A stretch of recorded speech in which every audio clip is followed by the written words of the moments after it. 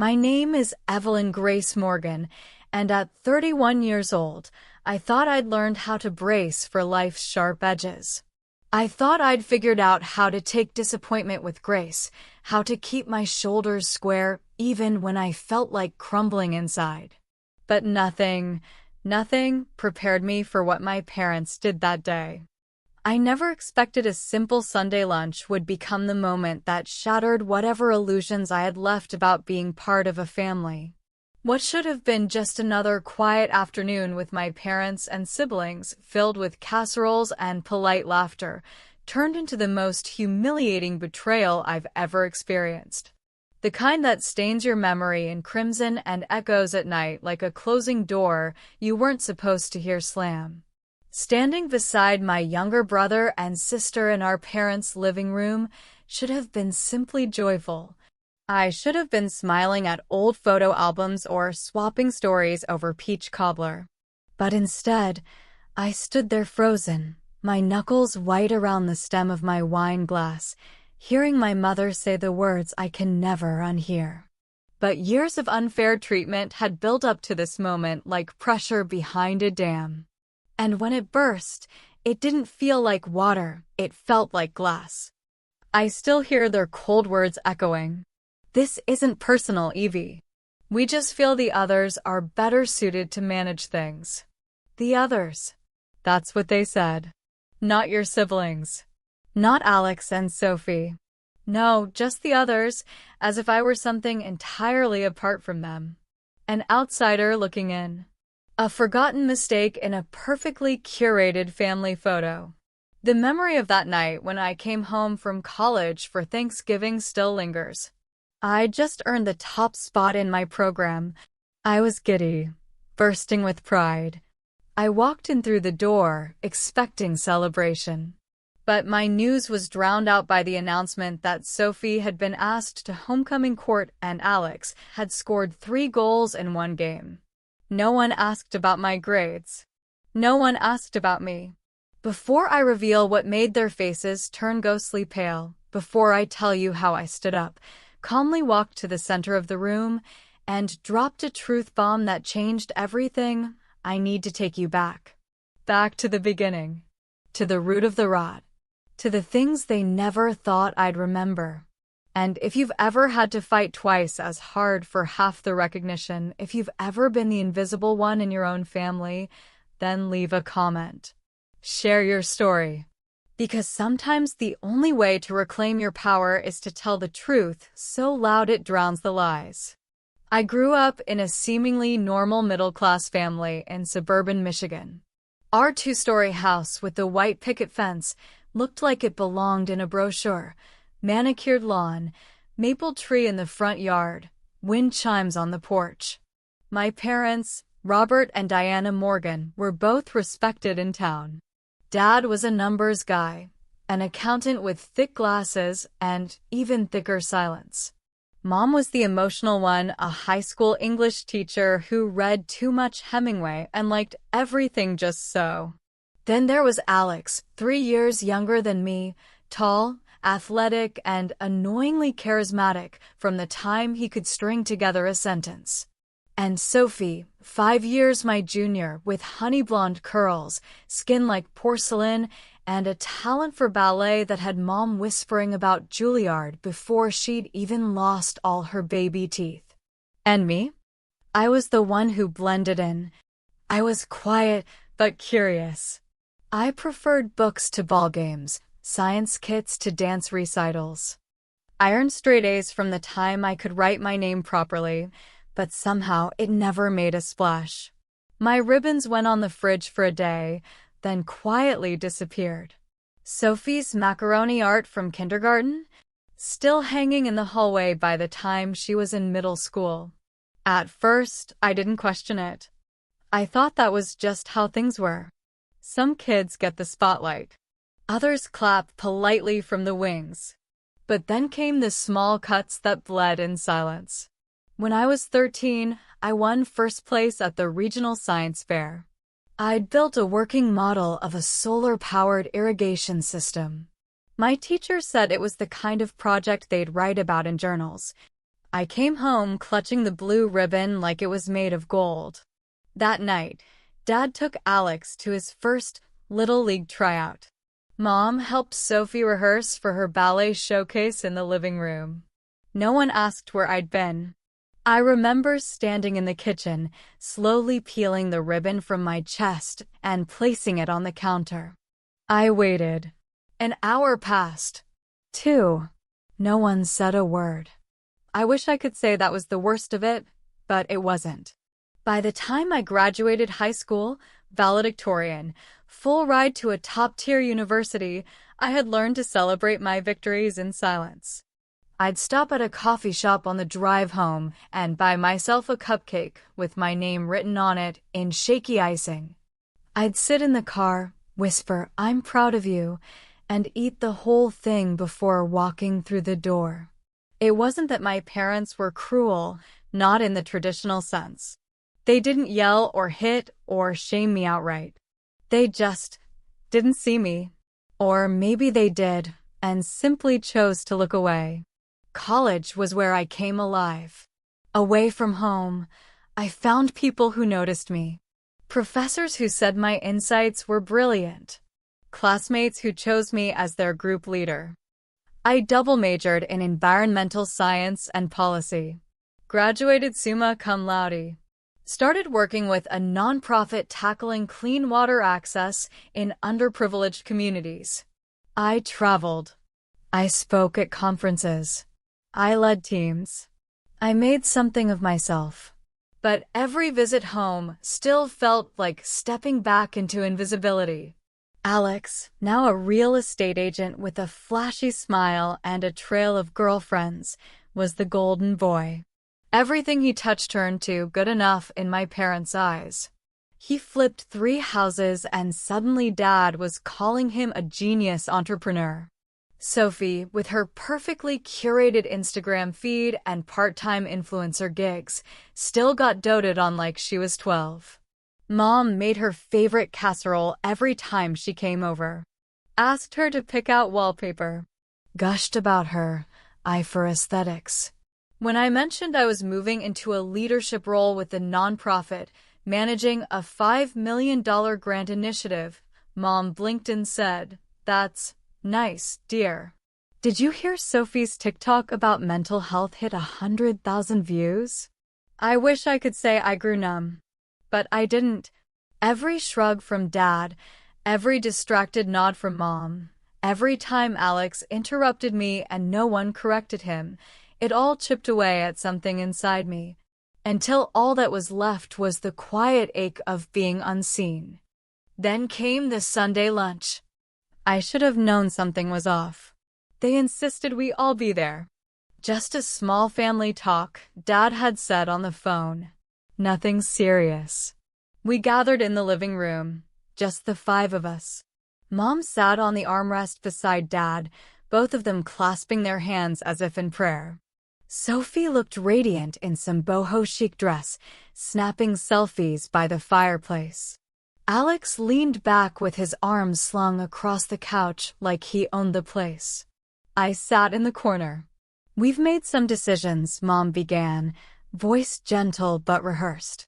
"About our estate. About the future." My stomach turned. "We've decided," Dad continued, "that when the time comes, the house and the assets will be divided between Alex and Sophie." Silence. Just like that. No explanation. No context. No inclusion. I blinked. "I'm sorry, what?" Dad looked uncomfortable. "We're not saying you're not part of the family, Evelyn. We just feel the others are better suited to manage things. You're busy with your nonprofit and your travel. This is more practical." Mom chimed in, "It's not about love. It's about logistics." I stared at them, numb. "You're leaving me nothing." A pause. "We know you'll understand," Mom said softly. "You've always been so independent." Independent. Right. That was the word they used when they wanted to wash their hands of responsibility. When they wanted to abandon you without the guilt. I looked at Alex, who smirked. Sophie, who gave me that saccharine smile that said, "Better luck next time, sis." I stood up, heart pounding. I could have screamed. I could have cried. But I didn't. I straightened my spine, set down my untouched wine glass, and looked them all in the eye. "Well," I said, voice calm but shaking with fire beneath, "I guess now's as good a time as any." Mom blinked. "For what?" "To tell you what I've really been doing." And as I stepped forward, ready to deliver the truth that would turn the blood in their veins to ice, I saw it, the flicker of unease. Because they knew me as the quiet one, the forgotten one. But they had no idea who I'd become. They say you don't remember the exact words of betrayal, only the way they made you feel. But I remember everything. I remember my mother's perfume that Sunday, powdery and cold like pressed linen. I remember the way my father fiddled with his watch, as if every second he had to sit near me was a second wasted. I remember the shrill ping of Sophie's phone as she posted another filtered selfie while my inheritance, my place in the family, was being quietly deleted. But more than anything, I remember the way they looked so sure that I would just accept it, that I would smile politely and vanish like I always did. That day marked the moment I decided I would never be invisible again. But to understand what I did next, and why it made their faces ghostly pale, I need to take you back even further, to the beginning of my quiet rebellion. Because it wasn't sudden. It built, layer by layer, beneath the surface. Like an architect drawing blueprints in the dark. I was 15 the first time I realized I was going to have to build my life without them. It was during a parent-teacher conference. I had just finished a massive project on climate modeling, one that got the attention of a university lab. My science teacher, Mrs. Jameson, was practically vibrating with pride. She told my parents I had the potential to publish by the time I was a senior. My parents nodded absently, asked a few polite questions, then turned the conversation towards Sophie's dance recital and Alex's new soccer coach. Later that night, as we walked to the car, I asked my mom what she thought about Mrs. Jameson's praise. She said, "Don't get your hopes up. Science is competitive. Just focus on finishing school. No pride. No encouragement. Just dismissal." I stopped looking for their approval after that. Instead, I started keeping track of my own victories. Not in journals or scrapbooks, but in files. Spreadsheets. Data. Cold, hard evidence of my worth. By 17, I had volunteered over 400 hours for environmental causes, led a local clean water initiative, and scored a 1570 on my SATs. No one at home mentioned it. When Alex scraped a 3.0 GPA and got his driver's license, Mom baked a cake. When Sophie posted a YouTube video of her dancing that hit 2,000 views, Dad forwarded it to all his coworkers. When I got accepted into the University of Michigan with a full academic scholarship, they said, "Oh, that's great, sweetie," then returned to watching Wheel of Fortune. It stung, but I used the pain. I took all the love they withheld and fed it into my work, into research, into long nights in libraries and labs, into building something bigger than me. Freshman year, I joined a student-led sustainability initiative. By sophomore year, I was managing the entire program, overseeing 6 projects and coordinating over 100 volunteers. We partnered with Flint schools to create water filtration units that were simple, low-cost, and replicable. That project made local news. Not once did my parents call, but Mrs. Jameson did. She'd kept in touch. She cried on the phone when she saw the article. "You're doing it, Evelyn," she said. "You're changing the world." My roommate, Zara, was the first person who ever said I was meant for leadership.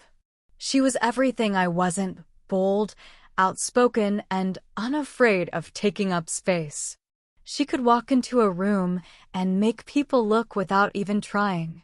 One night, while I sat hunched over a proposal, muttering corrections to myself, she threw a pillow at me. "Evie, take up the damn space." I blinked. "What? You act like you're afraid to be seen." I said nothing. She leaned forward. "You think brilliance has to hide to be valid. But the world isn't fair like that. You want change? You have to demand to be seen." Loudly. That night, I submitted my application to the National Green Catalyst Fellowship. I didn't tell my parents. A few weeks later, I got it. Only 12 students in the country were selected. Fully funded. 6-month leadership immersion. Direct mentorship from scientists and policymakers. I was 21 and about to fly to Geneva. That night, I called home. Not for approval, just to share. Mom asked, "Will you miss Sophie's birthday party?" I said, "Probably." She sighed. "That's unfortunate." Dad didn't come to the phone. I hung up and cried for 5 minutes. Then I packed my bags. Geneva changed me.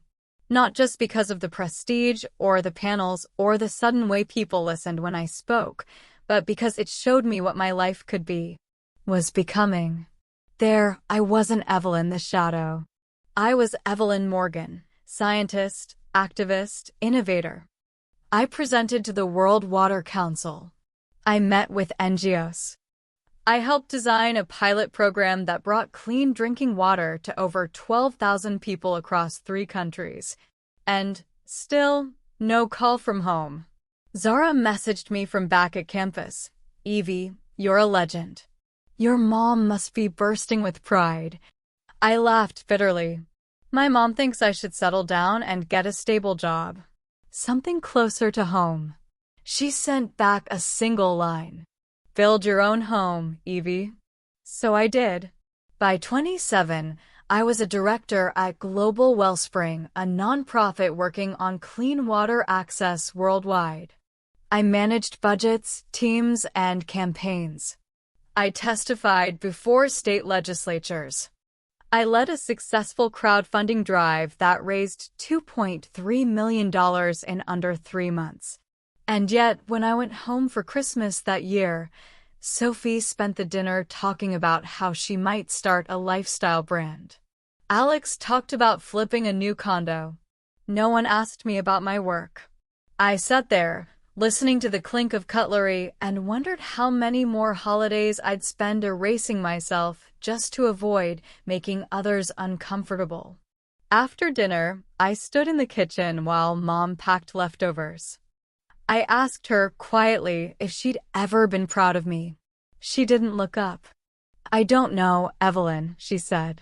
"You always made such a big deal about things. We didn't want to feed that." It took me a moment to realize she thought she was protecting me by withholding love. As if validation was dangerous. As if pride would ruin me. That was the last time I ever asked for it. Then, 2 years ago, the tide started turning. I was approached by a private philanthropist, someone who believed deeply in water equity. He offered to fund a massive expansion of our initiatives. With that money, we opened new operations in 11 countries. And he didn't stop there. He connected me to board members, investors, journalists. Soon, I was giving keynotes, hosting panels, sitting on strategy teams. At 29, Forbes included me in their 30 under 30 list in social impact. When the article came out, I sent it to my family group chat. Alex responded with a thumbs up emoji. Sophie said, "Cool. That's the magazine with all the finance bros, right?" My parents didn't say a word. Zara came over that night with a bottle of champagne. "Screw them," she said. "They don't get to define your worth." She toasted to the girl who'd once eaten cupcakes alone in a car and was now shaping global policy. We drank. We laughed. and I began to plan something I had never allowed myself to dream of before. Legacy. Not the kind written in dusty wills or passed down with photo albums and porcelain vases, but real, lasting change. That's when the idea came. Not out of revenge, at first. Just clarity. I was going to build something big. Something that would last. And when I did, I would dedicate it not in my family's name, but in honor of every girl who'd ever been told she was too much, too ambitious, too distant, too loud. I started the paperwork that week. The Evelyn Grace Foundation. Mission: to fund and empower young women in STEM fields who come from under-recognized backgrounds. Within a year, it had raised over $4.6 million. I funded scholarships, sponsored innovation labs, partnered with global institutions to mentor and support the next generation of women changemakers. And then the call came. "Evie," my mom's voice said over the phone one Tuesday morning, "can you come over this weekend? Your father and I want to talk about something important." I was in the middle of coordinating logistics for a clean water summit in Kenya. I had 23 people waiting for my approval on a funding document. But something in her voice caught me off guard. That old, gentle manipulation. The kind she'd always used when she wanted me to do something but didn't want to ask outright. I agreed. I shouldn't have. But I did. I told myself it was closure. I told myself I didn't care anymore. But deep down, I think I still held on to hope that this time, maybe, they'd finally see me. And so we returned to that living room. That wine glass. That sentence. "We've decided the house and assets will go to Alex and Sophie." I didn't scream. I didn't cry. I didn't argue or demand or beg. I stood up and smiled. "Well," I said, "I guess now's as good a time as any." My father frowned. "What are you talking about?" I stepped forward and pulled out my phone.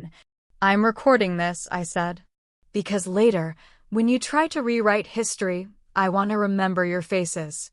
Sophie scoffed. "God, Evie, is this about money?" "No," I said softly. "This is about erasure." And then I told them about the foundation, the scholarships, the global partnerships, about Geneva, Forbes, the 12,000 lives touched in my first year alone. I laid it out like a closing argument. Precise, devastating, unshakable. And next month, I said, we're opening a tech innovation center for women in underfunded communities. Guess whose name is on the building? Silence. I leaned in. Not yours. Their faces changed. Dad looked confused, like he didn't understand how he'd lost control. Mom looked afraid. Sophie turned pale. Alex looked like he'd been slapped. I smiled. "You see," I said, "you tried to erase me, but I outgrew the margins." Before I walked out, I turned back once more. "You didn't leave me out of the will," I said. "You just made sure you'd be irrelevant in mine." And then I left. I walked out the front door of the house I had once begged to be seen in, knowing full well that for the first time, they were watching me walk away and they knew they'd never catch up. When the silence broke. The silence after I walked out of that house felt louder than anything they'd ever said to me. I sat in my car for a long time. No tears. Just a quiet, aching kind of clarity. It wasn't just about the will. Not really. It was about the years of being invisible, passed over, diminished. About learning that sometimes the people who raise you will never know you. Will never want to. I drove home without music. But by the time I pulled into my driveway, my phone buzzed. A message from Sophie. That was uncalled for. I laughed. Out loud. Not because it was funny, but because I realized something. They still didn't get it. To them, I had just acted out. like I always did. But this wasn't acting out. This was rising up. And they were not prepared. Zara called me that night. "I saw your face on the Chronicle homepage," she said before I could speak. "You went viral." I blinked. "What?" "Someone recorded part of your speech at the climate summit last month. They put it on TikTok. It hit 4.2 million views in a day." I opened my browser, still stunned. There it was. A clip from the summit. Me standing on stage, hands shaking just slightly, saying, "I built this foundation because I was told my whole life that I needed to be quiet to be respected. I've learned the opposite is true." The comments section was flooding. I'm sobbing. "She's everything I needed growing up. Anyone else feel this in their bones? She makes me believe I can be something." Zara texted again. "If you've ever had to fight twice as hard just to be seen, this woman is your hero." It was surreal. The world was finally seeing me. And not just as the quiet, smart girl in the corner. As a leader. As a force. And my family? They were nowhere in sight. A week later, I received an invitation to speak at a national leadership conference. All expenses paid. Keynote slot. Then came the email from Time magazine. They wanted to feature me in their Women Shaping the Future spread. Zara popped a second bottle of champagne. "You're officially impossible to ignore," she said. But as the world leaned in closer, my family pulled further away. Radio silence. No calls. No emails. Not even a passive-aggressive birthday message. I should have felt free. But something about that vacuum, it gnawed at me. Not because I missed their approval, but because even now, after everything, part of me still wanted them to see what I had done. What I had become. That little girl in the car with the cupcake? She changed the world. But her parents didn't even know what country she was in half the time. Then, 3 months later, I received a call that made my heart stop. It was Alex. I hadn't spoken to him since the will. His voice was quiet, almost shaky. "Evie," he said, "Mom's in the hospital." My stomach dropped. She collapsed at work. They think it was a mild stroke. I didn't ask why he called me. I just asked which hospital. The drive there felt like time folding in on itself. I passed all the same streets I'd grown up driving, all the familiar signs. But this time, I wasn't the forgotten daughter coming home. I was someone they didn't know how to face anymore. When I walked into the hospital room, Sophie was there. So was Alex. They looked up, both stunned. Sophie opened her mouth, closed it. Alex stood. "She's stable. They're keeping her for observation." I nodded and stepped closer. My mother looked smaller than I remembered. Pale. Human. Not the cold woman who told me I was too much. Just a person. I watched the rise and fall of her chest and felt a pang of something I couldn't name. Not forgiveness. But maybe closure?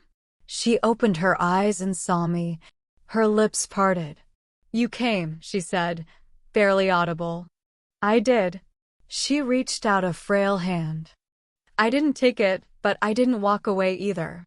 We stared at each other for a long time. And then, she whispered, "I saw the article." I froze. "What article?" "Time," she murmured. "The feature. Your work." I stood there, shocked. Her eyes filled with tears. "I didn't know. I didn't know what you'd become." I almost laughed. "You chose not to know." A tear slid down her cheek. "You were always so strong. I didn't know how to love that." And just like that, years of tension curled into a single sentence. I didn't say I forgave her. I didn't say it was okay. But I stayed for an hour. And that was enough. Sophie found me in the hallway after. Her arms crossed, her lip trembling. You made us look bad. I told the truth, I said. You humiliated us in front of strangers. No, I replied calmly. You humiliated yourselves when you treated me like a stranger. She looked like she might cry. Then, unexpectedly, she whispered, I think I hated you because I knew you were better. I blinked. I wanted to believe I deserved everything more, she continued. But deep down, I knew I didn't. I took a step forward. Sophie, I said, I never wanted to compete with you. I just wanted a seat at the table. She looked away. Too late now, I guess, she muttered. And maybe she was right. Or maybe some things weren't too late, but no longer needed. 2 months later, I was in Washington, D.C. The Evelyn Grace Foundation had been nominated for a National Humanitarian Award. I stood on stage, the auditorium packed, cameras flashing. They called my name. People clapped. My heart raced as I stepped up to the podium. I looked out into the sea of faces, none of them family, and yet, for the first time, I didn't feel alone. I held the award in my hand and took a breath. When I was a child, I began, I thought love had to be earned through silence, through shrinking, through pleasing. A hush fell over the room, but I've learned that sometimes the most radical act of love is claiming your space, especially when you were taught to disappear. I paused.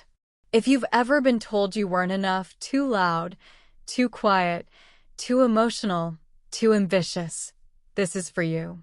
Applause broke out like a wave. And in that moment, I felt seen by a million strangers in a way I had never been seen by my own blood. And somehow, that was enough. Later that night, I opened my email. A message from a young girl in Kentucky. I showed your speech to my mom. She cried. We didn't know people like us could do what you're doing. Thank you. Another from a teacher in Ghana. Because of your funding, we now have clean water in our school. My students say your name every day. And one from my high school science teacher, Mrs. Jameson. I knew you would change the world. I'm just glad the world finally noticed. I sat back, tears filling my eyes. The girl with the cupcake in the car? She had rewritten her story. And she had signed it in bold letters. 6 months after the award ceremony, I bought a house. It wasn't big or flashy, just a quiet place on a hill outside Seattle, with a wraparound porch and a garden that bloomed wild with lavender and rosemary. I called it the Sanctuary. It became the headquarters for the Evelyn Grace Foundation. We had 22 full-time staff members, 114 volunteers across 5 countries, and partnerships with NGOs from Kenya to Cambodia. Our impact reports read like miracles. 9,000 girls given access to education. 600 wells drilled. 3,500 families fed during winter shortages. But beyond the numbers, something deeper had changed. Me. I was no longer chasing approval. I had built a family, one I chose, one that chose me. And somehow, that made all the difference. Zara and I hosted Sunday dinners every week. Anyone was welcome. Activists, interns, neighbors, the girl from the bakery down the street who always gave me extra cookies without asking. Sometimes there were 15 people squeezed around my kitchen table. Sometimes just 4. But every week, the house was full of laughter, mismatched plates, spilled wine, and stories that felt real. One Sunday, Zara looked at me across the table and said, "You look peaceful." I smiled. I think I am. But peace, it turned out, wasn't the same as forgetting, especially when the letter arrived. It was postmarked from Michigan. Thick ivory envelope. Gold trimmed. My stomach turned before I even opened it. Inside, a wedding invitation. Sophie and Graham. Together with their families. I laughed at that line. Their families. I wasn't even sure if I still counted. I hadn't heard from Sophie since the hospital. No calls. No texts. And yet here it was, an invite with my name handwritten in perfect cursive. +1. I placed it on the counter. Zara raised an eyebrow. You're not seriously thinking of going? I don't know, I said truthfully. Part of me wants to see it through. To what end? To finish it. The wedding was held at a vineyard just outside Traverse City. It was beautiful. Breathtaking, even. Rows of white chairs. Soft string music. Fresh flowers in every direction. But the moment I stepped onto the property, a ripple went through the guests. Some recognized me. Others didn't, but they sensed something. Whispers floated through the air like pollen. That's the sister. You know, the one who called out the will thing. Didn't she start that foundation? I moved through the crowd with grace. I wore a midnight blue dress that hugged my frame just right, and heels that clicked with authority. Zara came with me. She wore a blood-red suit and a diamond ear cuff. We looked nothing like the girls who once hid their ambition in whispers. We looked like women who had claimed their space. The ceremony was fine. Sophie looked radiant. I won't pretend otherwise. But as I watched her smile at Graham and say her vows, I realized something startling. I didn't feel bitterness. I felt closure. The version of me that used to compare, to ache, to want what she had, she was long gone. After the ceremony, there was a reception under a canopy of lights. Champagne flowed. A jazz band played soft Sinatra. I was standing by the dessert table when I heard the voice I hadn't heard in a year. Evelyn. I turned. Dad. He looked older. Thinner. Tired. Hi, I said. He nodded awkwardly. You look successful. I tilted my head. That's one way to say it. He hesitated. Then, quietly, I saw the Ghana School project. The footage went viral. I didn't reply. I read some of your interviews too. I guess we didn't realize how much you were doing. You didn't want to realize, I said evenly. It was easier to dismiss me. His mouth opened, but no words came out. I stepped closer. I don't need an apology, I said. I needed it then, and you chose not to give it. I'm not looking for anything now. He swallowed. But I do want you to know, I continued, that every success I've had came because I stopped waiting for your approval. And then I walked away. That was the last time I spoke to my father.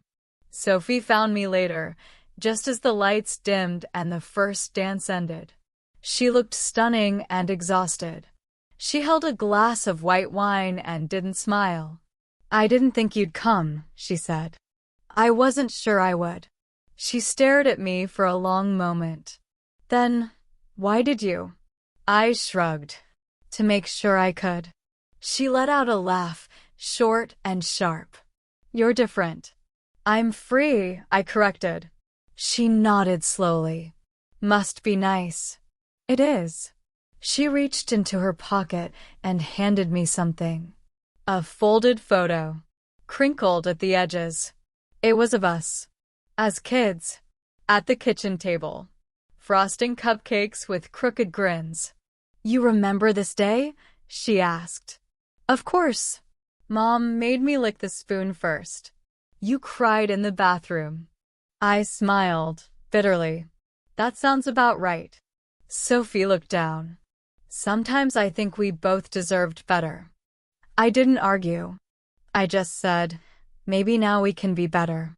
She didn't say anything back, but she tucked the photo into my hand before walking away. Months passed, and then a year, and then another. The Evelyn Grace Foundation grew beyond anything I imagined. We opened an academy for girls in New Delhi. We partnered with NASA on an initiative to bring STEM education to remote schools. I stood on stages beside heads of state, signed multi-million-dollar grants, and watched thousands of lives transform. But none of that compared to the letter I received on a cold February morning. Dear Ms. Grace, I'm 17. I used to believe I was worthless. Then I found your speech. Now I know I'm not. I applied to college last week. Thank you for saving my life. That was the day I finally cried. Not because of pain, but because I finally understood. My story, messy, complicated, painful, was a map. And someone out there had used it to find their own way out of the dark. I don't talk to my parents anymore. Sophie and I exchange birthday texts now. Sometimes a photo. Sometimes nothing. But I no longer need that connection to feel whole. Because I've built something bigger than inheritance. Bigger than resentment. I've built a legacy.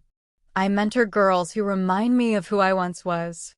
I donate to women rebuilding after being erased. I visit the Foundation's projects every month and speak to mothers who name their daughters Evelyn because they want them to grow up unafraid. And every year on my birthday, I open a bottle of wine, light a candle, and bake myself a cupcake. Chocolate, with sprinkles.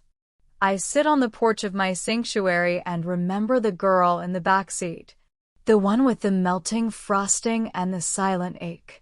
And I whisper, "You made it." She did. We did. And if you've ever had to fight twice as hard just to be heard, just to exist, just to prove you mattered, then I hope you hear this too.